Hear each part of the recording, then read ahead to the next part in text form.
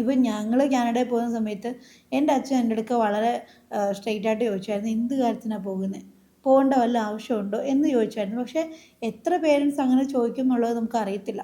മിക്കവരും എന്താണ് ഒരു സോഷ്യൽ സ്റ്റാറ്റസിൻ്റെ പേരിൽ അവർ മക്കളെ എങ്ങനെയെങ്കിലുമൊക്കെ തള്ളി പറഞ്ഞ് വിടാൻ വേണ്ടിയിട്ടാണ് നോക്കുന്നത്. ഇപ്പം ഒരു മോൻ അമേരിക്കയിലാണ്, അല്ലെങ്കിൽ ഒരു മോള് യുകെയിലാണ്, അടുത്ത ആൾ ഫ്രാൻസിലാണ്, അടുത്ത ആൾ ജർമ്മനിയിലാണ് എന്ന് പറയുന്നതിൽ അവർക്ക് എന്തോ ഒരു അഭിമാനം പോലെയാണ് ഉണ്ടായിരുന്നത്.